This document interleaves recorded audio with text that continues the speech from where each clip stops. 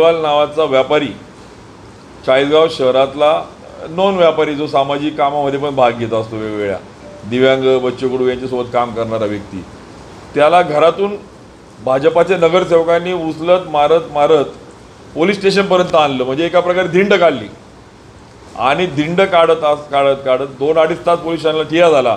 आमचे नगरसेवक त्या ठिकाणी होते, त्यांनी देखील जाब विचारला की काय कारण आहे, आणि शेवटी कुठलाही गुन्हा नाही, त्याला दबावात कुठली धमकी दिली गेली, तुला इथे अडकू तिथे अडकू, तो थांबला. पण दुर्दैव याचं वाटतं की पोलिसांच्या समोर बाजारपेठेमध्ये भर दिवसा एका व्यापाराला मारत धिंड काढल्या जाते. एक नोटीस नाही, एक प्रिव्हेंटिव्ह ॲक्शन नाही.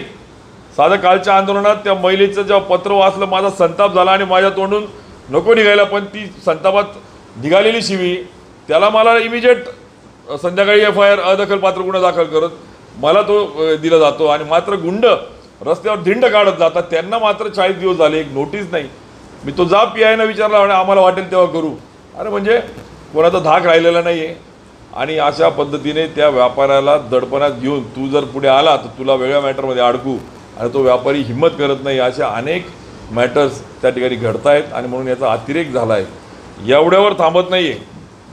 एक पोलीस कर्मचारी, चाळीसगाव शहरातली रहिवासी, चाळीसगाव पोलीस स्टेशनमध्येच काम करत असताना हाच PSI घुले आणि त्याला संरक्षण देणारा PI म्हणेल, त्या कर्मचारीला ज्या पद्धतीने त्यांनी, महिला कर्मचारी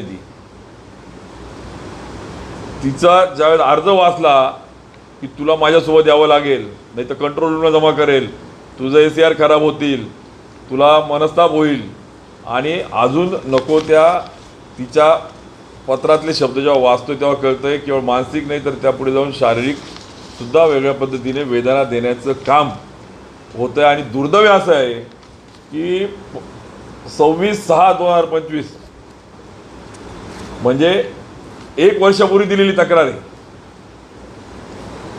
1 वर्ष झालं, त्याच्यावर कार्यवाही तर दूर आहे, त्याला जमा करून त्याच्यावर कार्यवाही तर दूर राहिली, पण या कर्मचारी जे आहे, महिला कर्मचारीवर खोटे गुन्हे दाखल करत, तिला वेगळ्या गुन्ह्यामध्ये अडकवत, तिला मनस्ताप करत, तिला कंट्रोल रूमला जमा केलं, जेणेकरून तिची हिंमत व्हायला नको, ती पुढे यायला नको, यांच्या विरुद्धची तक्रार पुढे जायला नको.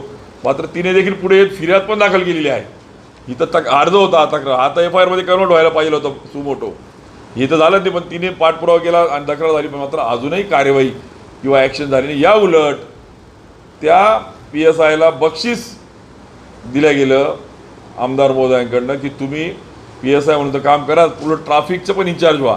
ज्या ट्रॅफिकला API असताना या PSIला ती जबाबदारी दिली की तू अजून त्या ठिकाणी बढती घे. म्हणजे तू जर अशा पद्धतीने गुंडगिरी आणि दहशत करून माझ्यासाठी काम करत असेल तर तुला बक्षीस दिलं जात असेल तर देवेंद्रजी, तुमच्या बोलण्यात आणि तुमच्या आमदारांच्या कथनीमध्ये प्रचंड तफावत त्या ठिकाणी आहे. तुमच्या विचाराला हरताळ फासण्याचं काम जर चालू असेल तर मला असं वाटतं प्रथम राष्ट्र, द्वितीय त्या ठिकाणी म्हणणारा समाज आणि मी लास्ट, याला हरताळ फासण्याचं काम त्या ठिकाणी केलं जातं आहे.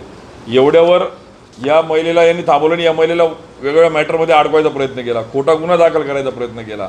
पण ती महिला पण त्या ठिकाणी जेव्हा तिचा स्वतःवर आपबीती आली, जेव्हा तिचा स्वतः इब्रतीचा प्रश्न आला, आणि मग तिने तो सगळी बाजू लावून धरली. आणि सुदैवाने काल हे ॲप्लिकेशन माझ्या हातामध्ये आंदोलन करताना आलं आणि ते जेव्हा वाचलं आणि त्यावेळेस माझ्या तोंडून त्यावेळेस हे निघालं. आणि तुम्हाला सांगतो एवढ्यावर हे थांबले नाही, हो, हिला स्थानिक गुंडांकडनं मारहाण केली, तिला म्हणजे पोलीस स्टेशनमध्ये शिवीगाळ केली. मधल्या काळात तिच्यावर खूप दबाव आला. मी काल आहोत प्रेसमध्ये बाईटमध्ये जास्त हे जाईल, पण फॅक्ट अशी आहे की थोडक्यात मारहाण करणे, तिला दबाव आणणे, तिला पोलीस स्टेशन शिवीगाळ करणे, म्हणजे राज्य गुन्ह्याचं आहे. पोलीस स्टेशन संरक्षण केंद्र आहे का ते गुंडांचं केंद्र आहे? म्हणजे अशी वास्तव या ठिकाणी कुठलाही आपण ज्याला म्हणतो खोटं तुमच्याकडे न मांडता फॅक्ट्स ज्या मांडतो. आणि त्याच्या हाईट काय झाली, किसनराव जोरवेकर नावाचे एक संपादक, सरपंच टाकळी प्रचाराचे राहिलेले आहेत ते, आणि जवळजवळ 74 वर्षाचा तरुण, कर्करोग, कॅन्सर, केमोथेरपी चालू आहे, आणि स्विमिंगला जाताना एका तरुणाने त्यांना त्या ठिकाणी बुडवण्याचा प्रयत्न केला. आपापसातले वैमनस्य होतं आणि त्याचे CCTV फुटेज होते. त्यांनी तक्रार केली, 24 दिवस त्याच्यावर ॲक्शन नाही घेतली. आणि त्यांच्या पेपरमधून या गुन्हेविषयी त्यांनी छापलं की गुन्हेचं अशा पद्धतीने काम चालू आहे, अशी चुकीच्या पद्धतीने घडणी आहे आणि त्याच्याविषयी चुकीचं छापलं म्हणून या बहादराने गावातल्या अनेक लोकांना सांगितलं की तुम्ही तक्रार द्या, मी याला उचलतो, तुम्ही तक्रार द्या. आणि कोणी तयार झालं नाही. आमचे काही नगरसेवक, काही विरोधी पक्ष नेत्यांना तयार करायचा प्रयत्न केला. शेवटी त्यांनी त्यांचं वैमनस्य असलेल्या अण्णा गवळी नावाच्या तरुणाला पकडलं. यांनी FIR लिहून घेतली होती, तू फक्त सही कर. सही केली आणि त्यांना त्याच सेकंदाला 307 दाखल करून मध्ये ठेवलं. म्हणजे दोघांवर 307 केल्या. म्हणजे एक थेंब नाही, दोघांचं एक ब्रश शब्दाचं भांडण नाही, दोघांचं दर्शन नाही.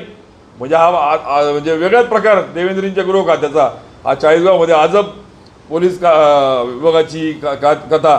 या गुन्ह्याने दोघांवर 307 दाखल करत आम्ही जाब विचारायला गेलो तर मला उलट अजून त्या ठिकाणी आरेरावी करण्याचा प्रयत्न केला. म्हणजे इतकी हिंमत, इतकी गुंड प्रवृत्तीचे पोलीस जर त्या ठिकाणी या गुन्ह्याच्या रूपाने असतील तर कसा न्याय त्या ठिकाणी मिळेल. आणि म्हणून आज आम्ही SP साहेबांकडे मांडली.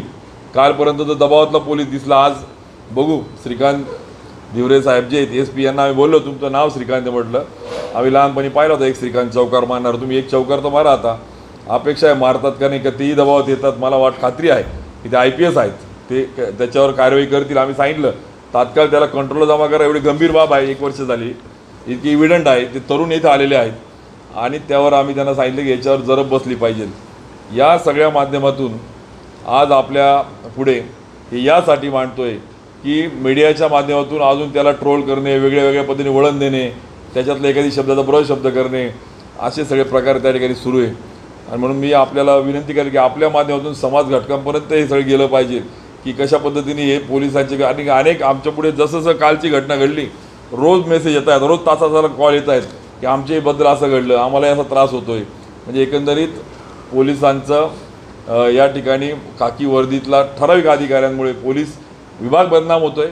पोलीस त्या ठिकाणी रक्षक न होता भक्षक बनल्याचं 40गावात बघायला मिळतं आहे आणि लोकप्रतिनिधी याला खतपाणी घालण्याचं चित्र स्पष्ट दिसतं आहे. आणि जर या पद्धतीने आपल्याला निवडून दिलेला एवढ्या मोठ्याने त्याचा कल लोक विकासाच्या ऐवजी तुम्ही जर दहशत आणि पोलिसांनी याला गाडा, याला पाडा, याला नाडा अशा पद्धतीने होत असेल तर मला वाटतं मोठा खेद त्या ठिकाणी आहे. आणि त्यासाठी आज आपल्या माध्यमातून समाजापुढे येण्यासाठीची पत्रकार परिषद आहे.